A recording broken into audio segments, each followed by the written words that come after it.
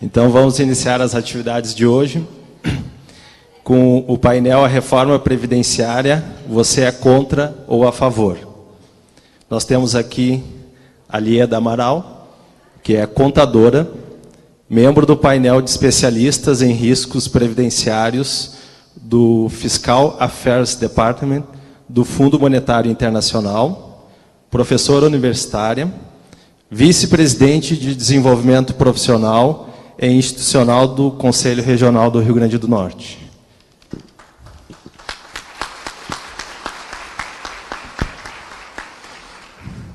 Acompanha a Lieda o Anderson de Tomasi Ribeiro, que é graduado em Direito, pós-graduado em Direito Processual e em Direito Previdenciário, professor visitante de pós-graduação em diversas instituições de ensino superior, bem como dos cursos de extensão da Escola Superior de Advocacia.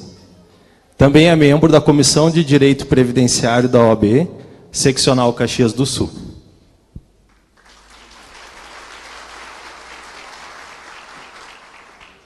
Bom, o nosso painel funcionará da seguinte forma.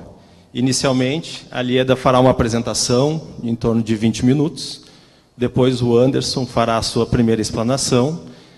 E, a partir desse momento, nós faremos um pequeno debate, né, algumas perguntas, alguns questionamentos.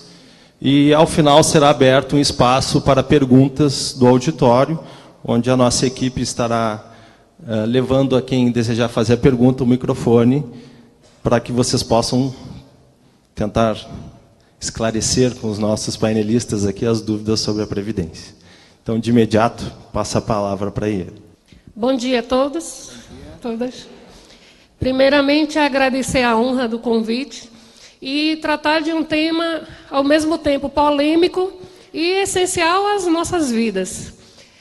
Quando se trata de reforma previdenciária, contra ou a favor? Eu poderia dizer que sou favorável, desde que fossem moldes distintos desses que estão sendo tratados. Então, quando se fala contra ou a favor, não é a reforma em si, mas a maneira pela qual está sendo discutida ou os parâmetros que estão sendo utilizados. Na minha apresentação, vou me ater principalmente aos aspectos desse chamado mito do déficit previdenciário. Quando tratamos de previdência, é sempre assim, ó, eu faço isso, ele não me obedece, eu faço isso, ele também não me obedece.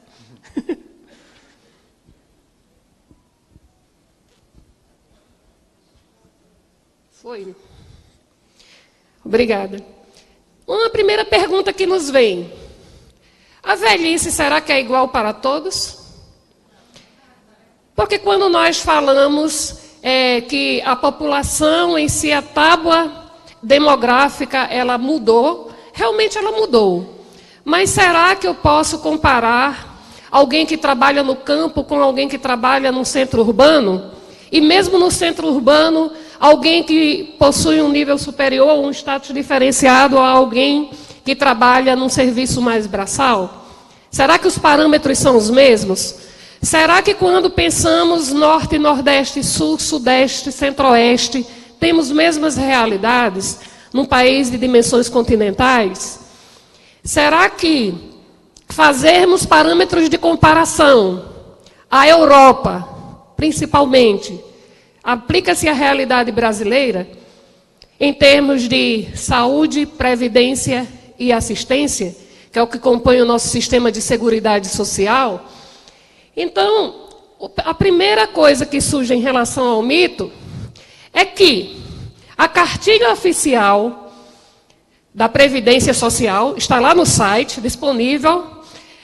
Até o início do ano estava disponível no site da Receita Federal. Quando a Associação Nacional dos Auditores fez uma publicação, imediatamente retiraram do site da Receita. Aí eu pesquisei, continua no site da Previdência, a cartilha.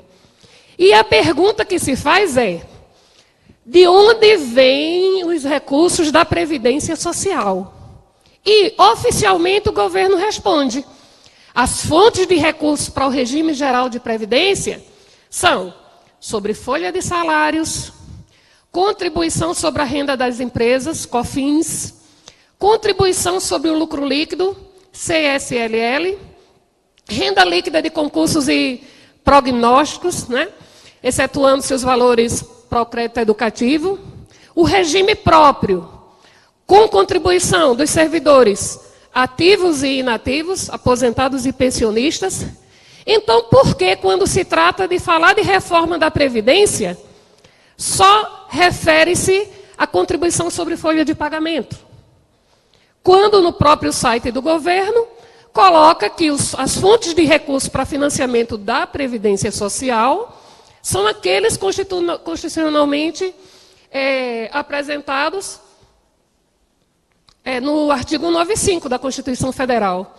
A Seguridade Social, que é o tripé, saúde, previdência e assistência, será financiada por todos nós, direto ou indiretamente, porque entram também os recursos do orçamento fiscal.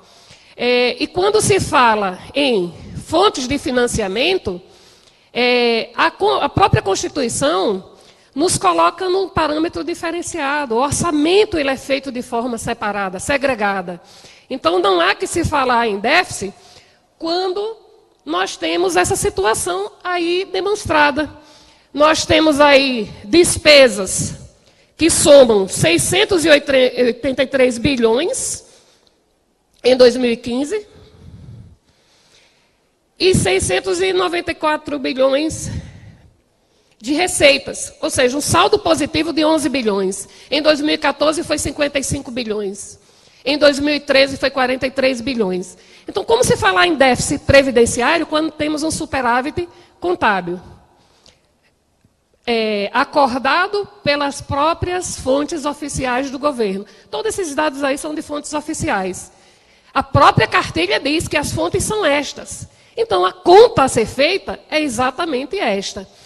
E ainda mais, se adentrarmos a questão da contribuição social sobre o lucro líquido, ela diz que fica instituída a contribuição social destinada ao financiamento da Seguridade Social. Não pode ser usada para outra coisa. Ela é fonte de financiamento. Falamos ainda da COFINS, que na Lei Complementar 70, ele diz o seguinte, olha, recursos da COFINS só podem ser usados exclusivamente para previdência, saúde e assistência. Exclusivamente. E cita os 3. Então, por que falar-se apenas em contribuições sobre folha de pagamento? Não bastasse o concurso de prognóstico, eu tive o cuidado de trazer o desmembramento dos 100%, 18,1% do que é arrecadado nas loterias da Caixa Econômica, nos jogos, vão para a Seguridade Social. Então, como é que 18% de tudo que a gente joga de raspadinha, poupa-ganha, loteria, telecena, quina, tudo isso, 18,1%, vai para financiamento da Seguridade Social. Então, observem que quando se trata dessa falácia acerca do déficit previdenciário, nós também tivemos o cuidado de mostrar o desmembramento dessas receitas em 2015. Em 2015, o total de receitas de Seguridade Social, se você perceber, nós temos COFINS, 200 milhões, contribuição social sobre o líquidos, 59 bi, PIS, PASEP, 52 bi, os concursos, 5,4 bi, receitas dos órgãos próprios de Seguridade Social e as despesas efetivamente executadas, 683.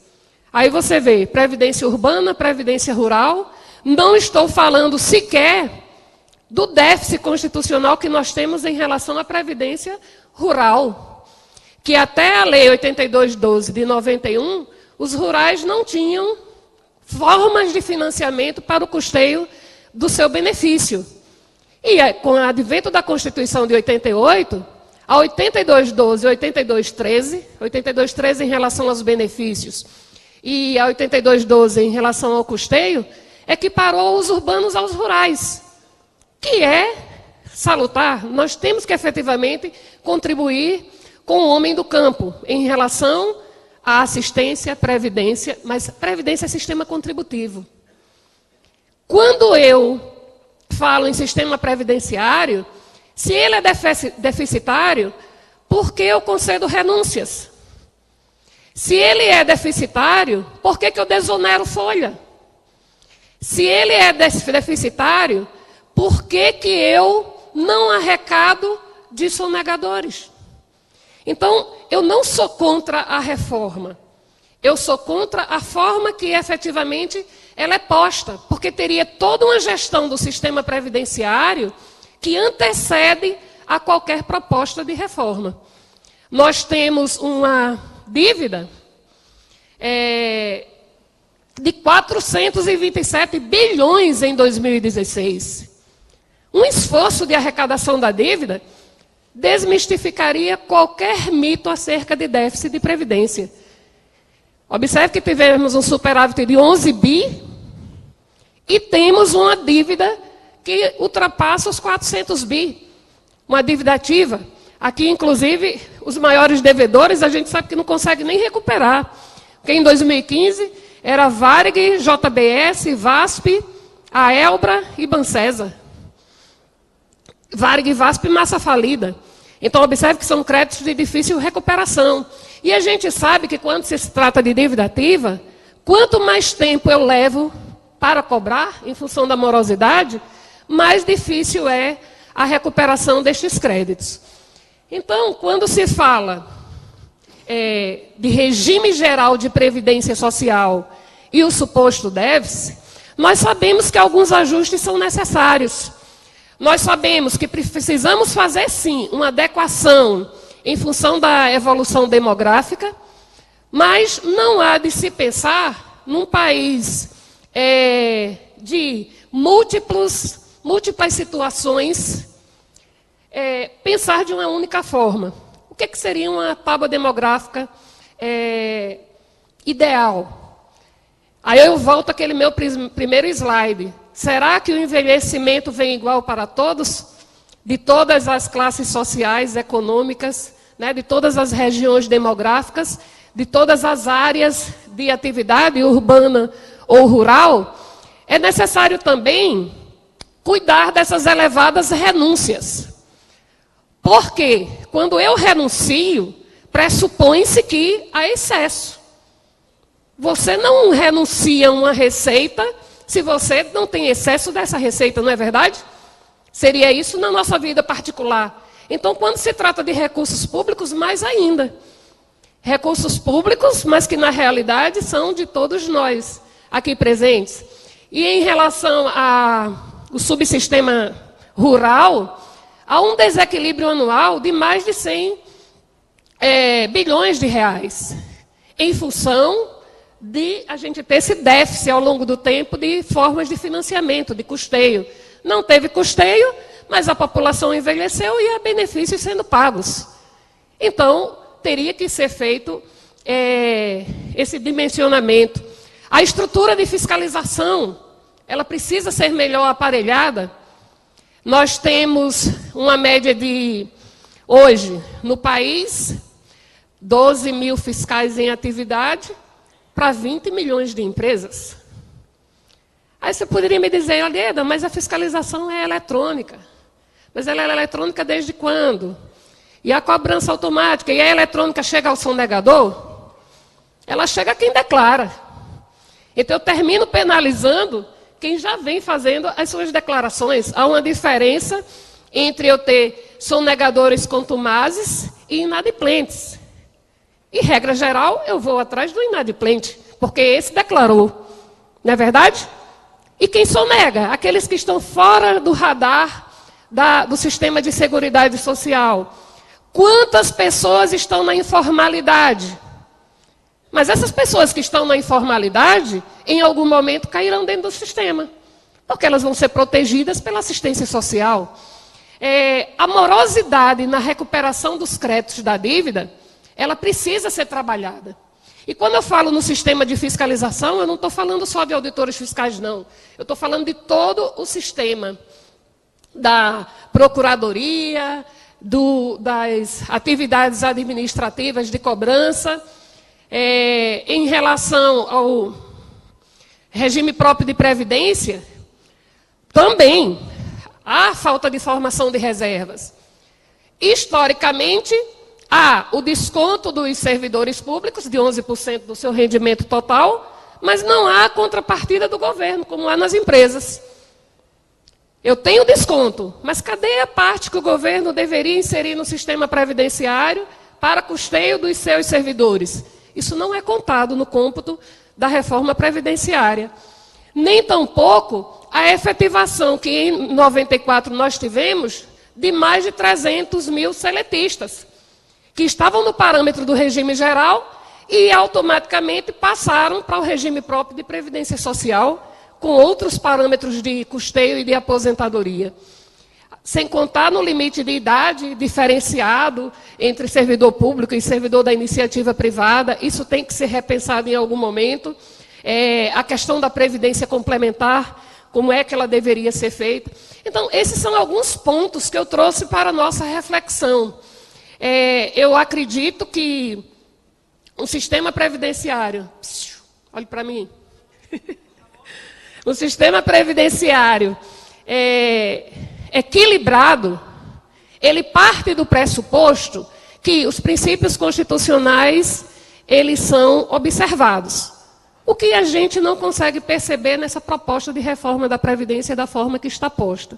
Eram essas reflexões que eu queria trazer para os senhores. Obrigada.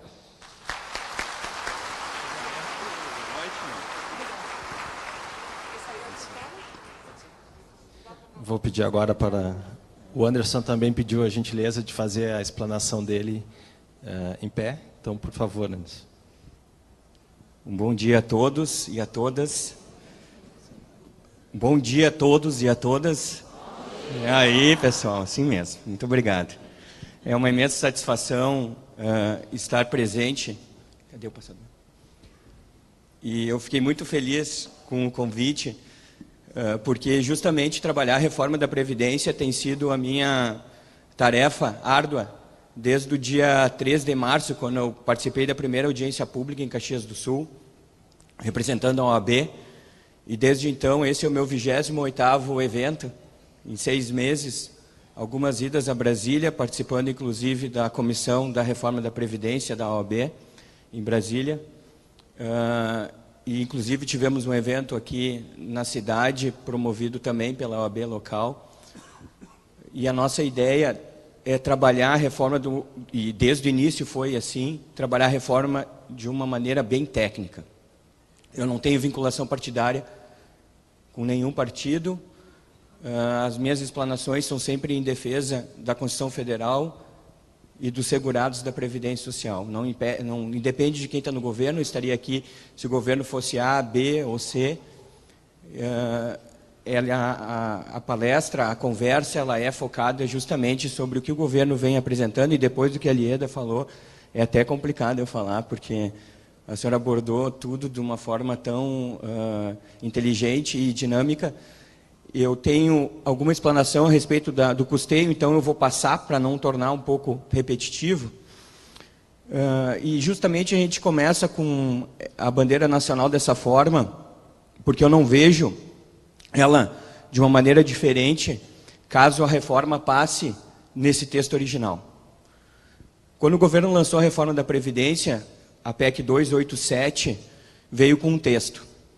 O governo refez o texto para ter adesão no maior número de deputados, concedeu, fez algumas concessões, inseriu algumas situações justamente para ter adesão de alguns deputados, e aí lançou a PEC 287A. Ela melhora para alguns setores, principalmente para o setor agrícola, mas o regime geral, as pessoas, a maior parte dos segurados, no caso nós ficamos numa situação bem ruim. Eu vou tentar trazer esses números para vocês, para fundamentar o meu entendimento. Inicialmente, o governo vem utilizando milhões e milhões de reais nas suas propagandas, informando que reformar hoje para nós termos a Previdência amanhã. E em horário nobre vem sendo colocado propagandas de que, incutindo nas pessoas que caso não haja reforma da Previdência, não teremos dinheiro para as futuras gerações. E sabemos que não é bem assim. A própria Elieda trouxe esses números da Previdência, e aqui eu vou pular, porque são os mesmos números, onde há um número positivo, onde há um superávit da Previdência Social. O que o governo faz, pessoal, ele simplesmente mistura os orçamentos da União, e aqui na tabelinha fica bem claro como é que ele quer fazer. O orçamento da Seguridade, composto pelo tripé Previdência, Assistência e Saúde, o dinheiro vem da onde a Elieda comentou: INSS, PIS, COFINS e as loterias.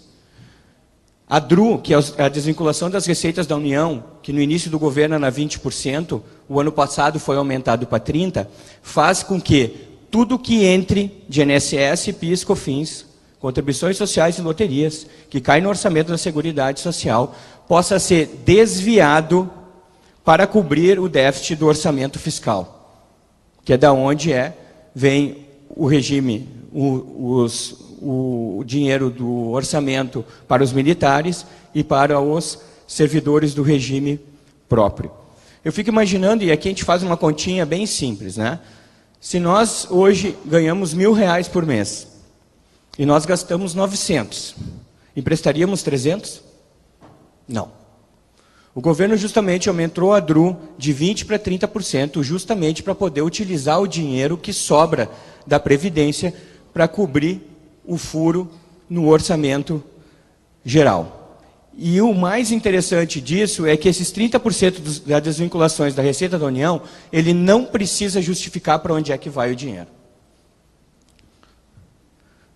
Essa tabelinha já foi mostrada. E aqui nós começamos a ver onde é que está o problema. No próprio site da reforma da Previdência do governo, ele expõe o regime próprio com um déficit de aproximadamente 155 bilhões de reais.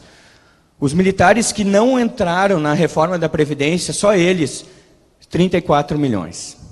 O furo está aí.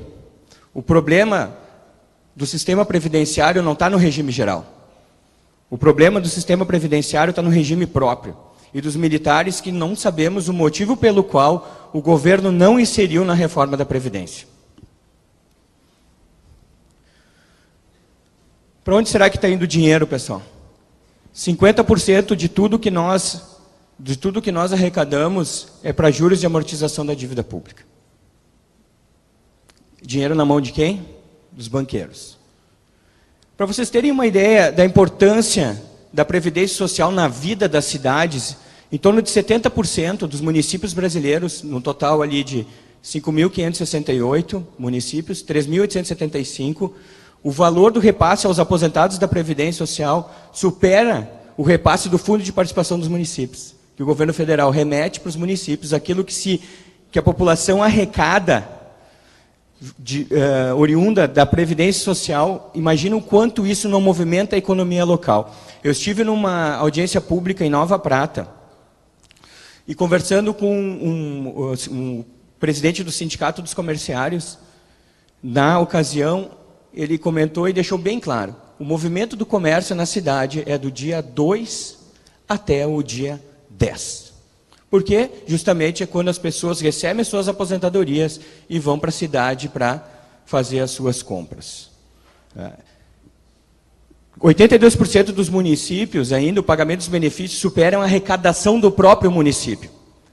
Imagine se nós começarmos a apertar cada vez mais as regras da Previdência Social, o que isso vai, de uma forma direta, impactar na economia local das cidades. E aqui, essa tabela por região, se nós olharmos a tabela aqui no finalzinho, que daí aparece por região, o Rio Grande do Sul, com em torno de 80% dos municípios, então, com um repasse de previdência acima do Fundo de Participação dos Municípios. Algumas regiões, como o norte do país, um pouquinho menos. Então, nós temos uma média aí de 74%. E aqui eu entro na reforma propriamente dita, uma vez que o custeio já foi bem explanado anteriormente. A idade mínima de 65 anos, que hoje foi colocada pelo governo como idade mínima para os homens, 65 para os homens e 62 anos para as mulheres, se nós olharmos os fatos, a exposição dos motivos que o governo utilizou para utilizar a idade mínima de 65 anos, essa tabela consta lá na exposição dos motivos da PEC 287. Para vocês entenderem, esse em vermelho são os países cuja idade mínima é 65 anos de aposentadoria, a idade mínima para cumprimento desse requisito para a concessão das aposentadorias. Se nós analisarmos quais são os países, veremos que são países que têm a mesma qualidade de vida do Brasil. Suécia, Finlândia, Holanda, França, Dinamarca e Reino Unido. Com exceção do Chile e do México, que estão de intrusos, todos os demais são países que têm o mesmo nível de desenvolvimento socioeconômico do Brasil. Então o governo pegou uma média e disse assim, ó, na Europa é 65 anos a idade mínima, com exceção então do Chile e do México, então eu vou aplicar essa mesma idade mínima no Brasil, porque se funciona lá, funciona aqui, até porque, né, somos países iguais. Mas só que por trás disso, pessoal, nós temos a questão da expectativa de vida. Será que a expectativa de vida nesses países é a mesma do Brasil? O Brasil é o amarelinho do lado esquerdo de vocês. A expectativa de vida do brasileiro hoje é 74,9. Vamos dar uma chance e vamos dar 0,1, 75. Todos os demais países, com exceção do México e da Polônia, têm expectativa de vida superior a 80 anos de idade. Então, se nós olharmos o Japão, que é o recordista ali, com 83, quase 84, nós temos a Grécia com 81. Então, aqui nós vamos nos aposentar com 65, teremos uma expectativa de vida de 10 anos, tá? Média, né? Usufruiremos, portanto, 10 anos da nossa aposentadoria, quanto os demais países que o governo utilizou como parâmetro, países análogos, portanto, vão viver no mínimo 15 anos ou 5 anos a mais do que o brasileiro. Mas será que 74 anos é a média nacional? E alguns estados, pessoal, se vocês analisarem, essa é a expectativa de vida do país, tá? Dividida por estados. Nós temos 5 estados, Maranhão, Piauí, Alagoas, Roraima e Rondônia, cuja expectativa de vida é 70 anos de idade. Se nós partirmos do pressuposto em que a mulher vive em torno de 7 anos a mais que os homens, e os homens desses estados viverão 62, 63 anos, talvez 64, e a idade mínima 65, eles não vão usufruir das suas aposentadorias. Porque a nossa realidade local aqui do nosso estado, ela é diferente. Nós somos o terceiro estado, terceiro ou quarto estado na expectativa de vida. Por sorte, os catarinenses ali lideram, lideram o ranking da cidade, dos estados que têm a maior expectativa de vida, mas nós temos vários ali com 70, 71, 72, e com toda certeza, homens, a grande maioria de homens não irão se aposentar porque não vão atingir a idade mínima. E aqui eu só faço um resuminho, fica mais fácil para nós visualizarmos. Peguei um país de cada continente, e aí nós observamos aqui do lado direito, então, a sobrevida. 10 anos no Brasil, 15 no Chile, 16 na Alemanha, 17 na Austrália e Canadá e 18 no Japão. É justo nós utilizarmos, portanto, a mesma idade mínima europeia para aplicar no Brasil? E veremos que a situação ainda fica pior, pessoal. Mesmo que nós, e o governo vem dizendo que a expectativa de vida não é 74,9, ela é um pouco maior, e aí eles dizem isso baseado de que quem chega aos 60 anos vive mais. Ok, mesmo assim, o Brasil em vermelho, aqui do lado direito, em comparação com os demais, nós ainda estamos distanciados. Nada, pessoal, não há índice nenhum da nossa pesquisa que nós conseguimos encontrar parâmetros que ao menos fiquem equivalentes. Ah, a nossa situação é igual à da Holanda? Não. É igual à França? Não. É igual à Itália? Nada, pessoal. Absolutamente nenhum indício socioeconômico equivale a um país, ao nosso país, a esses países europeus utilizados como paradigmas. E aqui fica pior. Espera aí. Aqui fica pior, pessoal. A expectativa de vida, de acordo com um estudo feito pela Organização Mundial da Saúde, da ONU, é quanto nós viveremos com saúde. Porque não adianta nós chegarmos a 80, entre aspas, esgualepado, e não conseguiremos usufruir da nossa aposentadoria.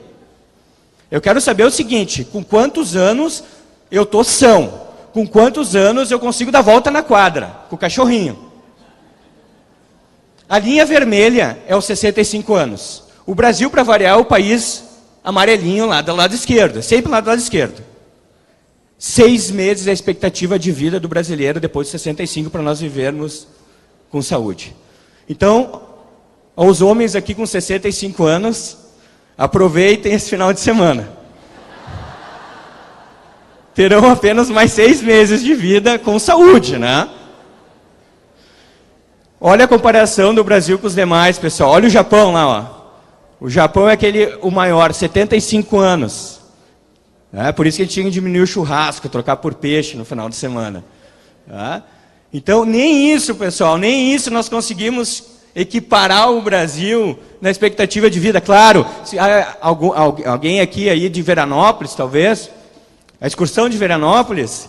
a expectativa de vida é acima dos 80. Tá, pessoal, nós temos que sair daqui. Vamos para o Cerrado. Vamos para o interior do Amazonas, do Amapá, do Acre, de Rondônia. 65 anos e meio é a expectativa de vida com saúde. E aqui, nós vamos para a primeira enquete. Espera aí, só voltar aqui. Vamos para a primeira enquete aqui. Com que idade se começa a trabalhar no Brasil? Vamos fazer uma enquete. Participação de todos, não tenho vergonha. Além de mim, quem começou a trabalhar com mais de 18 anos de idade, levanta a mão, por gentileza. Com mais de 18. 18 ou mais, tá? Eu comecei com 18. Com menos de 18, por gentileza. Eu acho que 90% dos presentes, e isso reflete os números da Previdência. Na faixa etária dos 30 aos 59, que é a minha, 90% das pessoas começaram a trabalhar com menos de 19 anos, sendo que em torno de 50% com menos de 14. Será que na Holanda começa a trabalhar com 15, com 16? Na França com 17? Não, porque a legislação sequer permite menores de 18 anos trabalhar nesses países. Será que o americano começa a trabalhar antes de formado? Não estou nem dizendo com 20. Estou dizendo com menos de 22, 23 anos. Não. Então, no Brasil, nós começamos a trabalhar cedo, viveremos menos, e não vai sobrar quase nada lá no final, porque a aposentadoria só reduz. Não estou pedindo para todo mundo torrar, mas aproveitem a vida enquanto é tempo.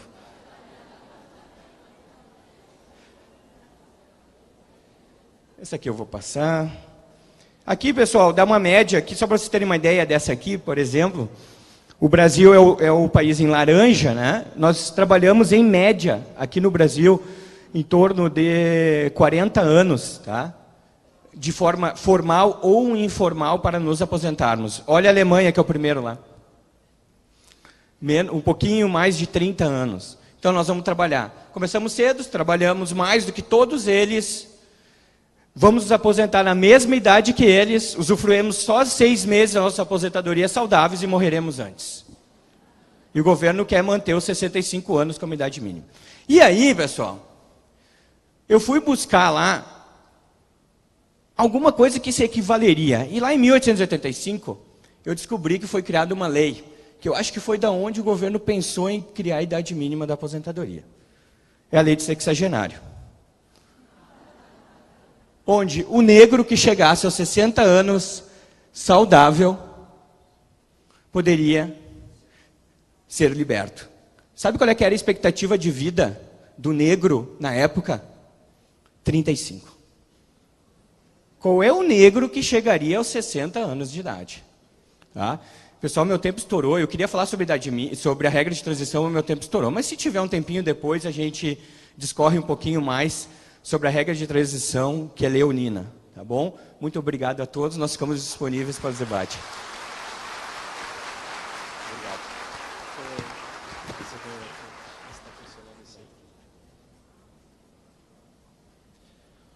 tempo não esgotou completamente, né, parcialmente. Só para a gente dar seguimento às nossas, ao nosso painel e dar oportunidade também para a Lieda comentar um pouco do que tu falaste.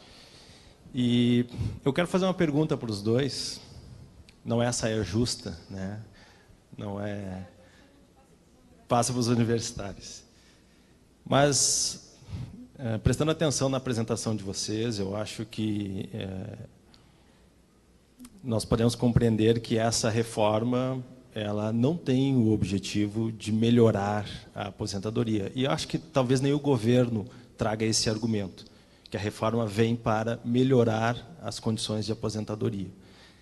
E eu até estava pesquisando aqui, a gente busca manifestações a favor, né, para tentar fazer um contraponto. E o que o ministro Henrique Meirelles diz, pelo menos em algumas manifestações que eu pesquisei, não é que a reforma da Previdência é algo que venha melhorar o sistema para os usuários. Mas a argumentação do governo é de que é algo necessário. E as propagandas, até tu citaste, a gente vê algumas no rádio, em que, se não houver a reforma da Previdência, no futuro não haverá o pagamento dos benefícios, né? A minha pergunta para vocês é no seguinte sentido. Se o próprio governo entende que talvez isso não seja um projeto para melhorar a Previdência, né, e argumenta muito isso na questão de necessidade da sustentabilidade do sistema, né, quase um terrorismo, né? Olha, se não vier a reforma da Previdência, no futuro não pagaremos a Previdência. Qual seria a alternativa, na visão de vocês, para que se resolva esse problema, se é que existe? É uma apresentação do ministro de que a Previdência terá, o governo, não a Previdência, né, o governo terá dificuldades em pagar os benefícios caso a reforma não aconteça. Então, entendendo que essa não seria a melhor solução, vocês entendem que é necessário alguma mudança? E qual seria essa mudança para que não trouxesse todos esses prejuízos aos beneficiários da Previdência? Boa pergunta. Eu vejo o seguinte, que tudo passa por um sistema de gestão. As próprias forças-tarefas que trabalham a matéria previdenciária do Ministério Público, Polícia Federal, dizem que há mais de 21 bilhões de fraudes em Previdência. Se há fraudes, há falta de controle nos sistemas informatizados. Então, observe que isso não é um problema de arrecadação, e sim de gestão do benefício. Há duas formas de você aumentar a receita. Tirando quem está na informalidade, e para isso você tem que ter as condições necessárias, ou reduzindo folha de pagamento. Reduzindo folha de pagamento de quem tem direito? Não, de quem está fraudando o sistema, como é colocado aí na mídia todos os dias. Quando dizem que no ano de 2015, só no estado do Rio de Janeiro, teve 12 bilhões de fraudes, foi só no Rio de Janeiro? Não, é porque só fiscalizaram no Rio de Janeiro. Se for, está Brasil afora, que a fraude ela se materializa da mesma forma. Então, eu acho o seguinte, que antes de se pensar, e isso o senador Paim fez muito bem com essa CPI da Previdência, há necessidade de ver a gestão do sistema previdenciário, de que forma ela é feita. Quais são os benefícios que efetivamente são devidos, tirar aqueles que são indevidos. Há alguns anos atrás, nós tivemos um caso que ficou assim, bem emblemático, em Salvador, onde tinha uma segurada especial, e o segurado especial é aquele pequeno produtor rural, né, em regime de economia familiar, e o sistema alertou porque ele morava no Corredor da Vitória, que é um dos bairros nobres de Salvador. Aí, quando chegou lá, era uma senhora que era proprietária do edifício, e ela tinha um benefício de segurado especial. E teve ainda cara de madeira de dizer o seguinte, ela disse, não, mas é especial. Diz aqui mariscos, eu pego mariscos aqui no fundo da minha casa, porque era naquele prédio ali do Corredor da Vitória, todos os dias. Quer dizer, ainda zomba do sistema, né? E como ela, muitos outros devem Principalmente na aposentadoria rural, que nós tínhamos antigamente, bastava uma declaração do sindicato dizendo que você foi rural, que você recebia o benefício e ninguém sequer questionava. Uma das características do trabalhador rural é exatamente você olhar as mãos. Aí você via pessoas na fila de recebimento, com as mãos muito bem tratadas, de pessoas que sequer passaram na roça um dia sequer da sua vida. Então, eu acho que é problema de gestão, efetivamente. Apenas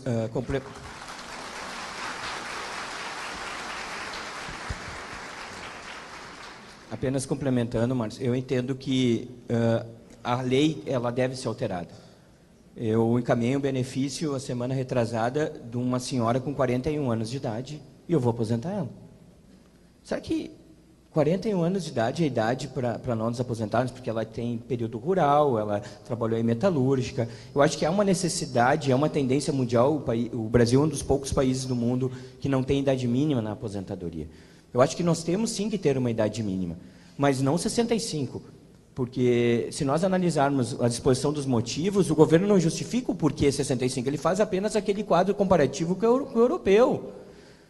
Hoje, a média no Brasil de idade nos aposentados é 58 anos. Você tem ideia do quanto é a média da aposentadoria? 1.255. 2/3 da população brasileira ganha salário mínimo. Então, nós não estamos falando de superaposentadorias. Superaposentadorias nós temos um regime próprio. Nós temos os militares que contribuíram a vida inteira para ser capitão e se aposentam como major. Eles se aposentam num cargo superior ao anterior. Então, o sistema tem que modificar, mas tem que ser estudado. Nós temos que encontrar qual é a idade mínima do brasileiro. Vamos trabalhar com uma idade mínima de 60 anos? Vamos trabalhar com uma idade mínima de 55? Ok, mas fundamentado. Estudos socioeconômicos, não um chutômetro. Essa reforma é um chutômetro, porque ela não é baseada em absolutamente nada. Muito bem.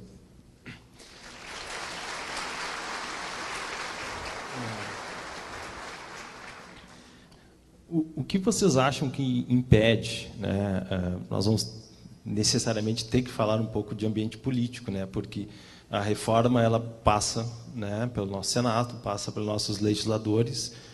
Na opinião de vocês, o que impede que seja proposta, ou por que até hoje não foi, porque esse cenário também não é de agora, e a situação da Previdência já é discutida há algum tempo, por que até hoje não foi elaborada uma proposta, né, com alguns ajustes, como tu bem comentaste, necessários para a legislação atual, e apenas essa proposta com regime de urgência e com esse argumento de que, né, em não fazendo isso, não haverá recursos para a Previdência. Porque até hoje, no Brasil, nós não conseguimos ter um projeto adequado que trate de uma forma economicamente viável, né, a nossa Previdência. Eu acho que tratar de Previdência ela é indigesto por si só, né? E é um tiro no pé para o deputado. Mas por que isso? Porque o governo criou uma proposta do demônio. Se ele cria uma proposta viável, eu ia ser o primeiro a dizer eu sou favorável a essa reforma. Por exemplo, quando o governo anterior criou o fator 85-95, eu assinei embaixo, eu disse, realmente, 85-95 é bacana. A idade da mulher e o tempo são 85 isento de fator, o homem 95 isento de fator. É uma proposta viável. E teve uma adesão muito grande. Agora, essa é difícil sustentar ela. Mas o que aconteceu? Como o governo estava na mão por causa do impeachment, isso aí, pessoal, eu fui a Brasília já algumas vezes, eu tenho conversado com alguns deputados, até porque nós levamos algumas emendas, uma das nossas emendas, inclusive, está até no texto original da PEC, e a gente vem conversando com os deputados, e o governo tinha o Congresso na mão, logo após o impeachment. E depois o cenário mudou. Várias delações premiadas, a questão da reforma política atrasou, e a reforma previdenciária, o governo disse que até outubro quer colocar em pauta, mas dificilmente ele vai conseguir colocar em pauta até outubro. E se colocar, precisa de 308 votos. Na última ida a Brasília, conversando com um deputado da base governista, ele disse para mim que tinha 260 votos. Olha, tia, comprar mais 38 é difícil, 48 é difícil. Porque as emendas foram liberadas, e é compra de votos, sim. Porque eu estava no gabinete de um deputado gaúcho, ele recebeu uma ligação do Planalto oferecendo o cargo da CE. E ele botou no Viva Voz e eu ouvi toda a conversa. Mas isso é legítimo, porque tu pode oferecer cargo para o deputado. Então, toma lá da cá. E eu entendo o seguinte, não é que alternativas não tenham sido apresentadas. Estas foram ignoradas. E o que me preocupa também, não há males que não venham para o bem. O fato do governo hoje estar fragilizado, do ponto de vista da reforma previdenciária, foi bom para a gente, que a gente ganhou um tempinho, um fôlego. Mas se essa reforma tem passado, independentemente de aprovação ou não, nós temos em paralelo uma reforma tributária, onde lá ele tira o PIS e o COFINS, que é recurso da Seguridade. Ele diz, olha, não passa aqui, eu tiro o recurso lá, aí o déficit efetivamente vai existir. Porque eu tenho o PIS e COFINS como fonte de financiamento. Ele aqui está jogando o foco para a folha de salários, mas na reforma tributária está tirando PIS e COFINS. E ao tirar, está tirando recurso da Seguridade sem que ninguém perceba. A população está efetivamente calada em relação à reforma tributária, porque jogou o foco para trabalhista e previdenciária, para, enquanto isso, passar lá na tributária uma verdadeira reforma previdenciária, tirando recursos da Seguridade Social. Eu tenho também um outro questionamento, um outro viés para vocês, que a gente tem alguns exemplos de municípios, né, que instituíram sua previdência própria, se desvincularam, e eu prestei atenção no gráfico que trouxe ali, né, do déficit, do possível déficit da Previdência, o regime dos municípios seriam superavitários, né? Este exemplo dos municípios, será que seria algo possível a ser expandido para nível federal, para outras áreas da Previdência? Porque me parece, e a gente conhece alguns municípios, em que o regime de Previdência é muito bem administrado, ele é seguro, né? Os funcionários públicos ali estão, eles mesmos, fazendo a gestão dos recursos daquela Previdência, e desvinculado a questão da saúde, né? Porque também prestei atenção ali na tua apresentação, que hoje, no sistema atual, nós temos misturado, né? A DRU acaba tirando um pouco das receitas do regime, mas nós temos saúde junto com previdência. Será que uma proposta desvinculando, talvez não da forma dos municípios, mas tratando previdência apenas como previdência, não poderia também trazer digamos, um maior esclarecimento sobre esse tema, né? Porque as grandes discussões entre déficit ou não déficit, superávit ou não, entram porque às vezes se conta parte da saúde, às vezes não se conta parte da saúde, às vezes se esquece as DRUs, outras vezes não. Será que se tratar a previdência apenas como previdência, isso não traria um sistema mais fácil de entendimento, inclusive da população, né, para pressionar os seus legisladores para alguma possível alteração? Olha só, do ponto de vista de custeio, quando a gente olha ali o gráfico que o regime do servidor público municipal, ele a priori poderia ser melhor do que o regime geral de previdência social, há um ponto que a gente precisa destacar. Para um regime ele ser considerado próprio de previdência, ele basta ter dois benefícios simultâneos, aposentadorias e pensões. Se ele só tiver aposentadoria e pensão, ele é um regime próprio de previdência. Então, não significa que ao teu regime próprio, ele concede todos os benefícios que são concedidos pelo regime geral de previdência, tanto os de prestação continuada, como aqueles benefícios temporários. Então, quando a gente olha assim os números, ele pode ser superavitário em função de só estar considerando aposentadoria, como a maioria ainda está em atividade, não tem ainda pensionista. Aí, no curtíssimo prazo, a gente poderia ter. Mas, quando se trata de sistema previdenciário, a tábua atuarial tem que ser de pelo menos 20 anos de plano de custeio, para a gente ter uma ideia. E é muito recente essa adesão dos municípios aos regimes próprios de previdências, esses regimes próprios municipais. Então, eu não acredito que há similaridade entre o regime do servidor público municipal há muito maior com o servidor público federal, porque os benefícios eles são muito distintos, muito parecidos, apesar dos valores serem diferenciados. Mas o municipal não, porque ele pode ter só dois benefícios. E ele é considerado um regime próprio e, consequentemente, não contribui para o regime geral de previdência. Márcio, agora acabei me lembrando, nessa apresentação não deu tempo nós chegarmos lá, mas você sabe como é que é a aposentadoria do parlamentar? O parlamentar funciona assim, ó. Ele tem direito a 1,35 do salário por ano de mandato. Então, o deputado hoje ganha em torno de R$33 mil. 1,35 dá em torno de 980. Então, um deputado com um mandato, quando ele tiver 35 anos de contribuição, não interessando o passado dele, e 65 anos de idade, ele vai se aposentar aí em torno de R$3.800, com 4 anos de mandato. Com 4 anos de contribuição. Ele pode ter um passado de salário mínimo, que ele vai se aposentar com 4 anos, com R$4 mil. Então, tu pega um deputado da base do governo, que é um dos que chama o presidente de Michelzinho, né? Ele tem 4 mandatos.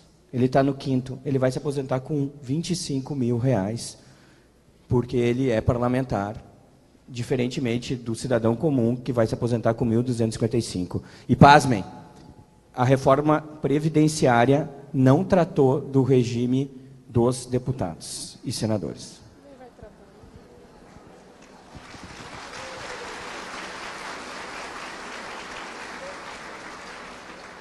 Muito bom. É um tema que nos instiga, muitas vezes nos revolta, né, com a situação. Mas eu acho, a minha opinião, na verdade, aqui não é o foco, mas eu gostaria de entender assim a visão de vocês, uma pequena saia justa aqui, né? Mas eu pedi um palpite. Porque o ministro diz que irá em votação a reforma da Previdência agora em outubro, né? E acho que já existe uma ampla discussão, já há algum tempo que se discute essa reforma da Previdência, a questão do déficit já foi uma grande polêmica, né? A Associação dos Fiscais apresentou um relatório que não existia déficit, a Receita tirou do portal os números que embasavam esse relatório. Mas qual é a opinião de vocês do que vem por aí? O governo tem expectativa de votar agora em outubro a reforma da Previdência. E, de uma certa forma, uma expectativa positiva em termos de governo de que conseguirão a aprovação dessa reforma. Eu queria saber se vocês acreditam que isso efetivamente vai acontecer. E, em não acontecendo, vamos supor que se coloca em votação, o governo não obtém êxito na aprovação dessa reforma. Vocês têm alguma ideia do que aconteceria com a Previdência, se esse terrorismo feito pelo governo é algo de fato possível? Qual é a opinião de vocês sobre a possível aprovação da reforma? E, se não for aprovada, qual é a perspectiva que vocês têm do regime de Previdência? Bom, eu já fiz meu pedido para o Papai Noel, tá? É que vem o Janot agora mande uma denúncia das braba para segurar isso aí mais um pouquinho, tá? Porque eu acho que tudo vai depender de como nós estaremos politicamente daqui a 30 dias. Tá? Porque cada vez que tiver, enquanto tiver denúncias e denúncias e denúncias, o governo vai perdendo a base, porque ninguém é louco de apoiar um governo com problema. Tá?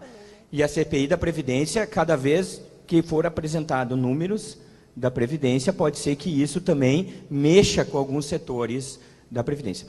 Mas eu acredito que se o governo efetivamente botar em pauta isso aí, é porque ele tem certeza que ele tenha o número suficiente, que vai ser a maior derrota do governo, caso ele não consiga esses 308. E se ele ter 308, ele tem que ter no mínimo uns 320, porque sempre tem as desistências de última hora. Se caso ele perder essa reforma, ele já disse que traz alterações por medida provisória. Mas se vem por medida provisória, não tem problema nenhum, porque não afeta a espinha dorsal da reforma da Previdência. Ele vai ajustar alguns setores. Nós vamos ser penalizados, sim, mas os 35 anos de tempo de contribuição, os 30 da mulher serão mantidos. Então, a espinha dorsal da Previdência, ele não consegue mexer, por medida provisória. Então, eu acho que tudo vai depender, mas respondendo a tua pergunta de forma bem objetiva, vai depender do nosso cenário político nos próximos 30 dias. Se continuar assim como está, eu acho difícil ele alcançar 3/5 do Congresso. Se o cenário fosse o de hoje, não aprovaria.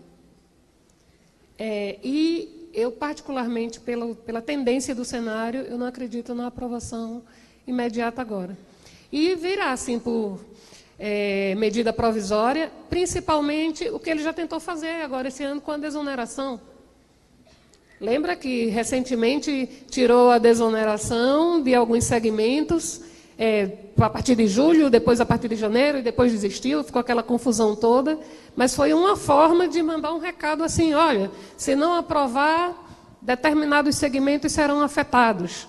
Como diz assim, para esses segmentos, se articule para aprovar a reforma, senão você perde. Esse foi o recado que foi dado.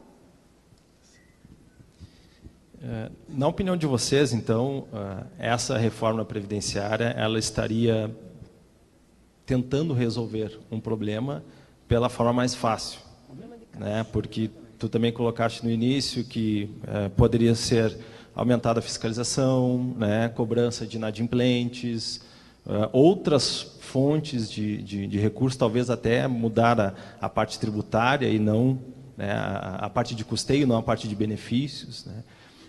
Vocês acham que o governo escolheu a parte mais fraca, digamos assim, para resolver o problema da Previdência? Porque quando tu mexe com custeio, e aí talvez COFINS, contribuição social, acabar com algumas desonerações, de uma certa forma, haverá sim um aumento de carga tributária, né? E já existe uma pressão muito grande do setor produtivo para que não ocorra mais nenhum aumento de carga tributária em função de toda a crise econômica, de tudo que está acontecendo no nosso país.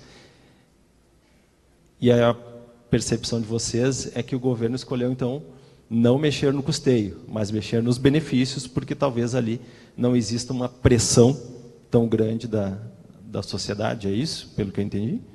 O que eu vejo é o seguinte, é que houve uma pseudo-formalização do mercado do trabalho, mas que você não vê reflexo na contribuição. Porque se o mercado de trabalho, como diz a mídia, está formalizado, esse reflexo na contribuição previdenciária, ele não está mostrando.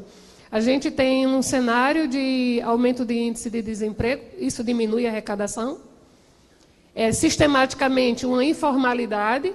Então, eu acho que mexer no custeio, na realidade, era trazer estratégias de ampliação da base de arrecadação.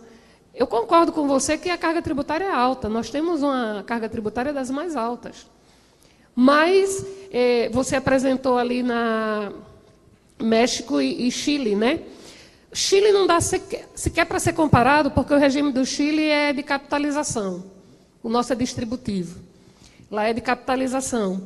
Mas o México, eu tive a oportunidade de uma das missões do Fundo Monetário de estudar o sistema previdenciário do México. O sistema do México ele não pode ser comparado em absolutamente nada com o nosso. Porque lá, para você ter uma ideia, quando você muda de cidade, você perde todas as contribuições que fez para a cidade anterior. Começa do zero, ou seja, o mexicano não se aposenta. Ou ele continua no mesmo local que começou, e uma coisa também, e a força dos sindicatos é de tal forma que se eu for contratada como datilógrafa, a fábrica tem que manter a máquina de datilografia, porque eu não posso ser digitadora, que é desvio de função.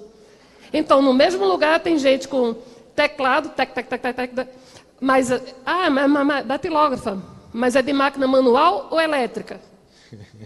Aí, se eu fui para a máquina manual, não posso ir para a elétrica. E se eu mudar de empresa e ela for para outro segmento, eu começo a contribuir de novo. Então, isso é parâmetro? Isso é sistema previdenciário, especificamente? Não. Independentemente de ser distributivo ou de capitalização, lá não existe sistema previdenciário. Então, não seria nem parâmetro, porque ele diz assim, se aposenta aos 65 anos, lá... Pelo que eu pude estudar, eles não se aposentam. Não pode ser nômade no México. Não pode ser nômade, eles são, porque vem terremoto, vem a pobreza muito grande. A cidade do México, 20 milhões de habitantes, com 85% abaixo da linha de pobreza. Não tem como eles não mudarem, eles vão para onde aparece a oportunidade de trabalho. Não se aposentam. Eu só queria fazer um gancho com a reforma trabalhista, em que pese não ser o nosso assunto em pauta, mas eu não sei se vocês já se deram conta que as contribuições previdenciárias vão diminuir. Tá? Com a reforma trabalhista, as contribuições, com certeza, as pessoas vão ser contratadas por um valor menor e aí vai ganhar bônus por assiduidade de R$500, mais de produtividade de R$500, mais isso, mais aquilo, mais aquele outro, todos sem incidência de INSS, e o salário base vai ficar 1.200 ao invés do valor cheio de R$4.000. Aqui eu não estou fazendo uma crítica à reforma trabalhista, só dizendo que vai ter um impacto diretamente às contribuições da Previdência. E é exatamente o que o governo quer. Ele quer que todo mundo se aposente com salário mínimo.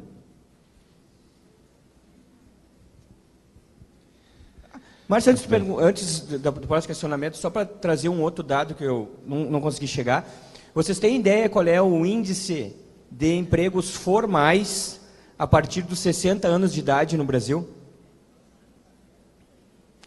3,8%. E o governo quer que a gente trabalhe até os 65. Como? Se só 3,8% da população ativa consegue contribuir a partir dos 60 anos de idade. Quem é que contrata hoje uma pessoa com 64? Ninguém. Eu não vou contratar um estagiário com 64 anos de idade. Só se for ex-desembargador. Né?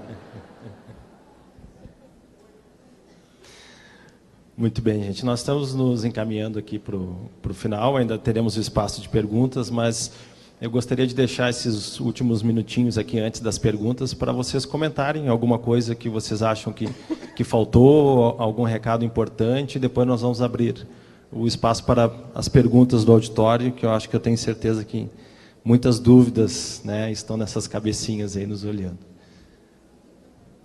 Eu só queria dizer que a Previdência é um problema de todos nós e a solução somos todos nós também. Então, se nós nos unirmos efetivamente nós contadores, principalmente, temos uma responsabilidade muito grande, porque nós trabalhamos com números no nosso dia a dia. Então, é uma classe que efetivamente tem que ser ouvida quando se trata de financiamento da Seguridade Social e das suas alternativas. E quando eu digo é ser ouvida ativamente, cada um de nós entrarmos em contato com os nossos parlamentares de base, subsidiando-os de informações técnicas, que eu acredito que quem domina a teoria domina a prática. E isso muda. Nós conseguimos alterar a reforma que veio em 2003. Essa reforma já veio em 2003, a proposta de reforma de Previdência, e não passou lá atrás, e foram estudos técnicos. Só que, à época, o governo levou em consideração esses estudos. E agora a gente não está vendo essa mesma mobilização. As pessoas se revoltam contra a reforma da Previdência, ou a favor, fazem os seus discursos, mas os estudos em si, chegando até a base, eu não estou percebendo essa chegada próxima de alimentação técnica, salvo o trabalho que a Anfip vem fazendo, assim, fantástico, de subsidiar, mas eu acho que nós, contadores, temos uma responsabilidade social muito grande em relação a essa reforma. Nesse mesmo ponto, em relação ao nosso parlamento, foi convidado o governo para estar presente. Cadê? Desses 28 eventos que eu participei esse ano, ele mandou vídeo. Vídeo, pessoal. Vamos debater. Nos programas de debate em rádio que eu tenho participado, é convidado, eles não aparecem. Mas vem cá, tia, vamos fazer uma reforma no debate, vamos trazer números, vamos discutir, precisamos de reforma, pessoal. Isso é inegável. Hoje a família brasileira, em média, segundo o IBGE, tem constituída por pai e mãe e 1,6 filho. Já foi 3. Quer dizer, a pirâmide inverteu. Pouca gente está entrando no mercado de trabalho e a nossa população está envelhecendo, as pessoas não querem mais ter filhos. E nós vamos sugerir para que elas o tenham? Não. Vamos trabalhar com a nossa realidade, vamos debater, vamos chamar os organismos para discutir. Essa reforma não foi debatida, ela foi imposta. Ela foi imposta. Tanto é que, para ter uma audiência com o relator da reforma, pessoal, era um parto. Era difícil. É só assessor, só assessor, só assessor, várias idas a Brasília para conseguir para entrar uma emenda na reforma. Não tem debate. É o que faltou nessa reforma. Se ela tivesse lá no início, chamado as classes sociais, chamado o CUT, chamado o CTB, todas as centrais, chamado a Fiergs, vamos conversar todo mundo junto, todo mundo na mesa. Precisamos de reforma sim. O estudo é esse. Vamos aparar as arestas, faz uma mini reforma agora, vai fazendo aos pouquinhos. Não. Simplesmente é imposto. Faltou diálogo. Essa reforma, talvez seja por isso essa dificuldade. E finalizando, pessoal, e até no finalzinho ali da palestra eu comento que o que me chateia, né, não é o barulho dos maus, mas o silêncio dos bons. Nós estamos fazendo muito pouco em favor dessa reforma da Previdência.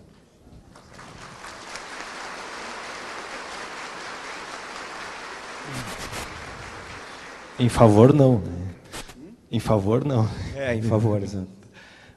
Bom, gente, eu vou abrir agora um espaço para perguntas. Quero saber quem aqui tem algum questionamento para fazer, por favor.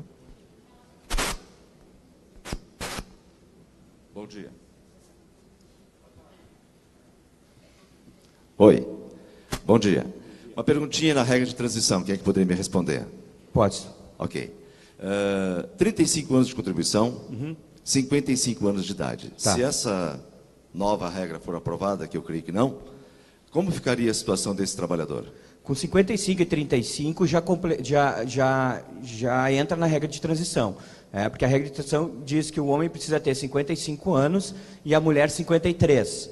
Então, nesse caso específico, ele com 55 e 35 de contribuição, vai ser feita uma média de 100% do salário de contribuição e não mais 80%, que é hoje a regra. Então, 20% das menores contribuições a gente consegue descartar com a regra atual. Com a reforma, vai ser 100% desde julho de 94 até a data do encaminhamento do benefício. Então, tudo que se contribuiu entra no cálculo. E a regra de transição diz que as aposentadorias partem de 70%, né, 70% quando tiver 25 anos de contribuição. E aí ela vai elevando com percentual. Com 35 anos de contribuição, o percentual vai ser 87,5%. Tá? Então, um homem com 55 anos de idade e 35 anos de contribuição, ele vai receber 87,5% da média dele. Ok, muito obrigado. Nada.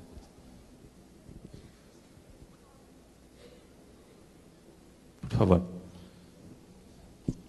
Mário de Ibirubá. A questão da reforma é uma necessidade, na minha visão, e eu só pergunto se os debatedores, os que vêm nos falar, acham justo o atual sistema, onde mais de 25% dos aposentados têm menos de 50 anos. Agora, os funcionários públicos, nos próximos 2 anos, 2 milhões de funcionários vão se aposentar aos cinquentões. Hoje nós falamos em 65, quando nos 65 anos que se aposentam por idade, hoje com 15 anos de contribuições, é um número muito pequeno que são os assalariados, os de salário mínimo. Eu pergunto também se entende que é justo a diferença só por eu ser da iniciativa privada ou ser funcionário público, onde a diferença, a discrepância da aposentadoria é gritante. Quer dizer, são realidades que não tem como esconder que a reforma precisa acontecer, não por questões ideológicas, mas sim por questão de sobrevivência e economia do país. A questão da seguridade como um total. Hoje eu sou de Ibirubá, onde nós temos 3 a 4% de desempregados e 2,5% da população recebe o amparo previdenciário, 65 anos, que não contribuíram. Vamos dizer, são custos que também precisam ser revistos. Uma outra questão é a questão do desvio e das fraudes. Fraude é fraude. Se nós temos 2 milhões de fraudadores que são brasileiros, assim como diz o pastor em Ibirubá um dia, pecado é pecado. Quem rouba pouco fez pecado. Então nós temos políticos hoje no desvio, a corrupção maldita. Mas esses 2 milhões de brasileiros que os senhores colocaram, que tem desvio na Previdência, que tem fraude nos seus benefícios, esses também são corruptos e são fraudadores do país. Então, a Previdência, na minha visão, todo num contexto econômico viável, o atual sistema é injusto para a grande maioria dos brasileiros, que os que pagam, os que se aposentam novo, são os que trabalham. Então, se o país não fizer essa reforma, com Temer, sem Temer, com o futuro presidente, um dia ela terá que acontecer. Tudo aquilo que está caindo na nossa vida, está ficando velho, está ficando podre, se precisa renovar. O nosso sistema previdenciário já fala em 65 anos da aposentadoria, quando foi criado o sistema básico, assinado pelo ex-presidente Jango Goulart, já diz que a aposentadoria por idade é nos 65 anos, lá em 1960, quando a expectativa de vida era 58 anos. Então, se hoje nós temos a expectativa de 70 e poucos anos, é lógico, eu concordo com a diferença do norte, do nordeste e aqui nós do sul. Mas, se não houver a Previdência, os senhores que são mais jovens do que eu, que estão hoje aqui, vão pagar o preço da omissão do Congresso e do atual governo, do futuro governo. Se não houver Previdência, viremos uma Grécia, país de alta cultura e economicamente falido. Muito obrigado.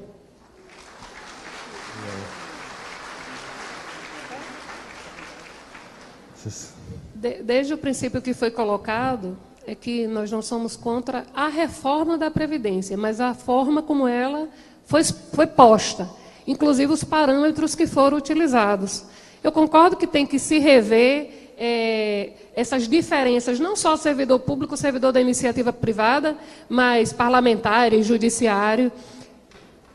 Tem que haver realmente um regramento. Agora, as bases que fundamentam a reforma, estas sim são questionáveis. Não é a reforma em si. Todos nós sabemos que há necessidade. Mesmo na sua fala, você colocou aqui que a idade mínima ela tem que existir. Óbvio que se eu tenho uma pessoa com 40 anos se aposentando, salvo se for em função de incapacidade física ou psicológica, intelectual, essa pessoa poderia ter capacidade laborativa. Mas o que se coloca é o seguinte, que quando a gente tem uma expectativa de vida média de 65 anos, aí você coloca 65 anos para se aposentar, e lá na época de Jango era aposentadoria por idade, não era por tempo de contribuição. Então, assim, todo aquele que chegasse aos 65 anos de idade, desde que participasse em algum momento do sistema previdenciário, se aposentavam. Hoje eu tenho que ter a idade, nessa proposta aí, e mais um número de contribuições. E nós sabemos que muitos daqueles que começam a trabalhar cedo, começam na informalidade, fora do sistema. Não vão ter sequer como comprovar esse tempo de contribuição. A maioria dos que começaram a trabalhar com 13, 14, 15, 16 anos, que levantaram o braço aqui, começaram na informalidade. A grande maioria. Porque não tinha nenhum tipo de vínculo. Estagiário, eu até brinquei com ele, eu digo, estagiário conta tempo? Não, porque estagiário não conta tempo. Mas trabalha. Aí quando perguntaram assim, você começou a trabalhar aos 18? Foi, só depois dos 18, porque dos 15 aos 18 eu era estagiária, que era 15 anos quando eu entrei na UFRN, comecei a estagiar. Mas esse tempo todinho de universidade não conta tempo. E é tempo de efetivo trabalho, não é verdade? Então, as regras postas, elas não atendem uma necessidade de reforma hoje que nós temos.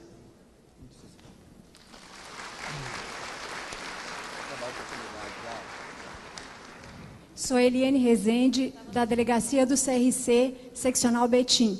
Eu gostaria de ouvir um pouco sobre as regras de transição. Rapidamente, por favor. Tá bom. Em relação à regra de transição, ideal seria se a gente tivesse a planilha ali, mas de cabeça eu lembro de alguns números. Bom, eu vou só trazer para vocês um exemplo bacana da regra de transição. Um homem com 45 anos de idade hoje, tá? E 27 anos de contribuição. Se a gente fizer a sominha, ele começou a trabalhar com 18. A regra de transição, ela diz que tu tem que ter uma idade mínima de 55 anos para o homem e 53 para a mulher. E o tempo é 30% do que falta para chegar nos 35. Então, se ele tem 27 anos de contribuição agora, ele tem que pagar um pedágio de 30% desses 8. Só que a idade mínima ela vai se elevar 1 ano a cada 2. E começa em 2018. Então, 2018 é 19. 2020 não é 55, é 56. 21, 22, 57. 23, 24, 58. Se a gente fizer a simulação, esse homem vai ficar correndo atrás da idade... Peraí, mais. Mais. Eu acho que... Não, antes, desculpe. Antes. Aí, a partir daí. Regra de transição. Tá, vamos seguir adiante, vamos direto para o exemplo do homem, que daí, planilhando, mais uma. Aí, nessa aí, olha aí, ó. Então, ó, com 45 de idade, a idade mínima é 55, o tempo de 27. Quando ele chegar em 55 anos, em 2028, a idade mínima vai ser 60. E ele vai ficar correndo atrás. Quando ele chegar nos 60 em 2033, a idade mínima vai ser 62, ele não vai conseguir se aposentar. Ele chega nos 62 em 2035, a idade mínima é 63, ele não se aposenta. E ele já está com 44 anos de contribuição. Quando ele chegar em 2033, a idade mínima é 63, ele está com... a idade dele é 63, a idade mínima é 64. Ele só vai emparelhar em 2037, com 46 anos de contribuição. Então, a regra de transição ela é bandida. Foi criada para que a idade mínima fique muito parelha com os 65 que ele quer. Olha como é que eu chamo a regra de transição. Passa. Usa um bolto. Inalcançável. Tu corre atrás da idade mínima e tu não chega. É, então, a regra, e aí, nos programas do governo a gente não vê. É, diz, vou explicá-los como funciona a regra de transição. E eu peguei um modelo atual, pessoal. 45 anos de idade, 27 de contribuição, o cara começou com 18 anos. Não é nada diferente do que a grande maioria das pessoas aqui. Então, a regra de transição ela é bandida. Obrigado.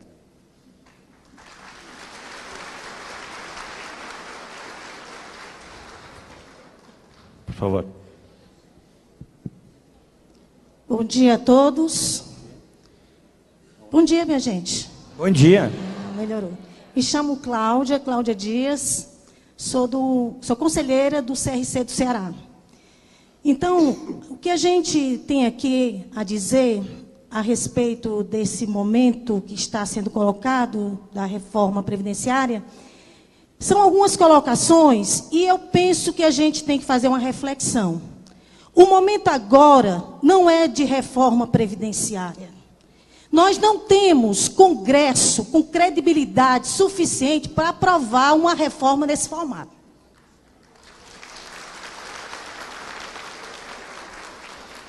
Nós somos 200 milhões de brasileiros. A Constituição está lá que o poder emana do povo e o nome dele é exercido. E cadê esse povo? Com força, com conhecimento. Estão sendo oprimidos. Na realidade, o que precisa ser feito é uma reforma política. É a primeira. E não reforma política feita nas coxas, como estão querendo. Impor. Então, a sugestão aqui, meus amigos, é que através das instituições, nós podemos chegar lá e dizer, não. Por que eles são dono da cocada? Por que eles só fazem nos impor e a gente só aceitando? Não, meus amigos, reforma política. Por que um parlamentar tem tantos direitos e a gente, que segura esse país nas costas, estamos à mercê das colocações que eles fazem e nos impõem? Então, a sugestão aqui é que a gente tenha força, que a gente não se intimide, que a gente não fique recebendo esse tapa na cara. É um insulto à nossa inteligência. Tipo assim, um bando de doidinho. A gente faz do jeito que a gente quer e acabou-se. Não é assim. Então, minha gente, vamos aproveitar aqui a OAB. Vamos aproveitar aqui os conselhos, em especial o Conselho Federal de Contabilidade. Vamos aproveitar aqui as instituições, as associações e vamos unir força. Não estou convocando para uma revolução, mas estou convocando para uma reflexão. Estou convocando para um ponto de vista, para discussão. Precisa ser discutido, não é só nos impor, já basta.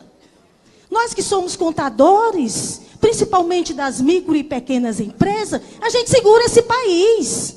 E é só imposições de obrigações acessórias horríveis. E a gente não aguenta mais, isso é um dos itens. Aí os caras só inventando e a gente deixando. Um Congresso sem credibilidade. Um presidente todo sendo investigado e a gente só aguentando. Meu Deus, que povo é esse? Sabe, as malas de dinheiro aí. Então, meus amigos, é essa sugestão. Não estou convocando para uma revolução, que eu penso que com inteligência a gente pode modificar esse país. Somos 200 milhões de brasileiros. E desses 200 milhões, eu acredito que pelo menos 30% tem uma consciência política. Deve saber o que está acontecendo no nosso país. Então, a gente não pode deixar. Chega, nada de reforma previdenciária agora. Claro que precisa ter. Mas, primeiramente, vamos trabalhar na base. E a base maior é a reforma política, que precisa ter. Nesse formato que está, este Congresso e o nosso presidente não tem condição de passar reforma nenhuma. E não podemos deixar, ok?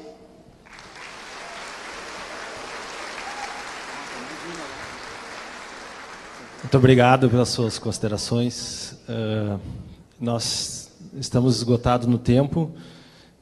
Talvez uma última pergunta, mas pergunta bem rápida, né? Infelizmente, nós temos que cumprir o nosso horário. Por favor. Bom dia. Permita-me que me apresente. Eu sou Luciano Terra, de Jaguarão, contador. A minha pergunta para os painelistas, ela tem a ver com o cerne da questão da reforma da Previdência que o governo nacional está instituindo, que é o déficit público, déficit primário da máquina pública federal, que a projeção de 2018 é 159 bilhões.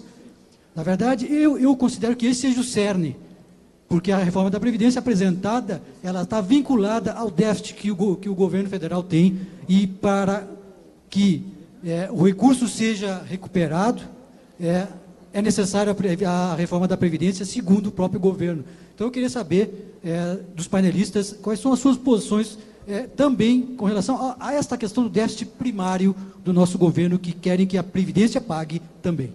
Esse déficit aí que tu trazes para nós, a grande parte dele, da questão nossa da Previdência, é referente aos regimes próprios e os regimes dos militares. Eu até trouxe ali aquele número em relação a isso.